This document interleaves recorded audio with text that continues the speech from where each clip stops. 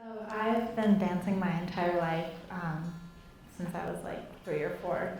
And I danced through high school, and I didn't know how important it was until I went through what I went through.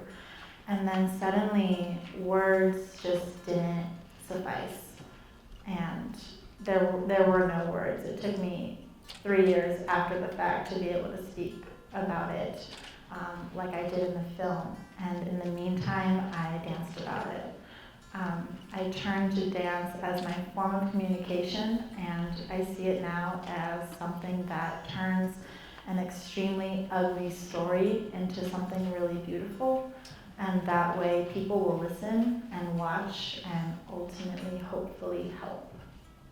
And the reason that it's a film now is because my father, who you saw in the film, is a filmmaker, and we wanted to collaborate and make something beautiful out of this ugly story. Hi, my question is for Leah. Yes.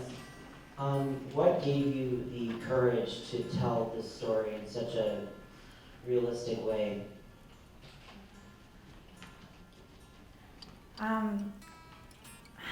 That's a good question. I ask myself that quite often. I think I didn't have a choice.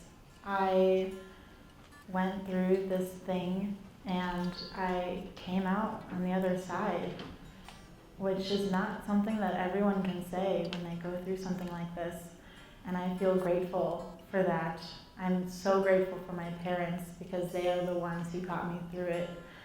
And I feel like now I have this duty, in a way, to other survivors and just people in general who are at risk of something like this to happen to them.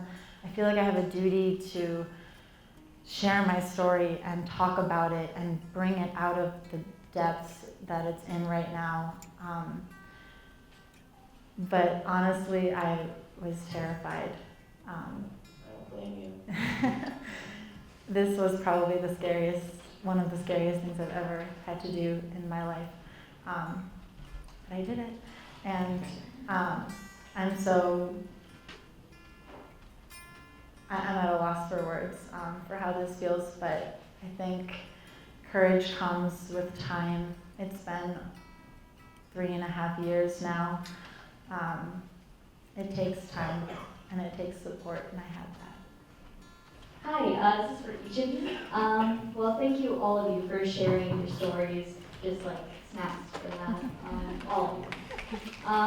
But I have a question for each of you. What would you say influences your work the most, as far as the specialized work that you do? Do you have any one person or one event that's, as far as like the aspects of really what shaped certain parts of the joy that you get out of your work? I kind of spoke on this when I talked about turning something ugly into beautiful. That's kind of become my mantra. But this is my first film, so I'm not going to talk about my film work because I have one. But dance work, and now and moving into the future, collaborative work with other mediums. I think I'm focusing on helping survivors survive. I've founded, you saw a little image of the Sunflower Project at the end of the film, and I founded that collaborative organization of sorts recently in light of this film, and we as artists collaborate in our different mediums and try to find a way to talk about this kind of thing, to tell everyone's story, to also educate people about what happens, because this is not talked about. As little as sexual assault and domestic violence are talked about, sexual assault and domestic violence between 2 peers in high school is really not talked about and very much shoved under the rug. And the more I've shared this with people, the more responses I've gotten from friends and close family members who have similar stories who have never told anybody.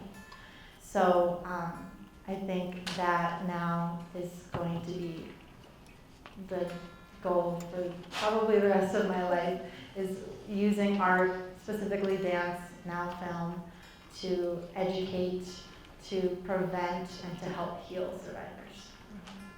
Yeah, so this is the premiere. I couldn't, yeah, yay. I did it, thank you. I did not eat all day today. I was nervous beyond belief. I don't get nervous for performances, but for this, very nervous. And still am, you can't tell.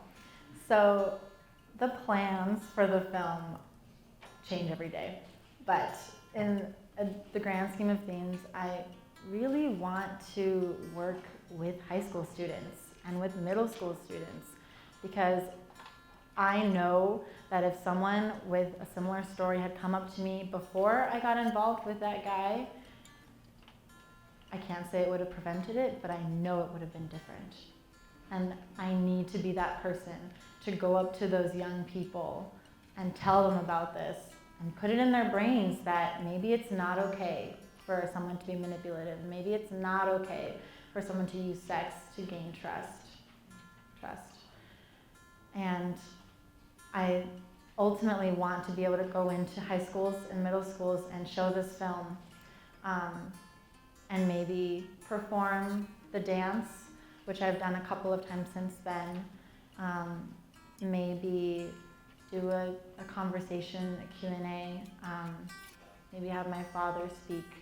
But I really want to share it with everyone, and that's really terrifying for me to say, but I know that that's what I want to do with it, because I think that people need to hear this stuff. People need to listen, and I was fortunate enough to be able to come out the other side and say it. So now I have a duty to make sure that while I'm saying it, people are listening. Awesome. Thank you so much, Carolina.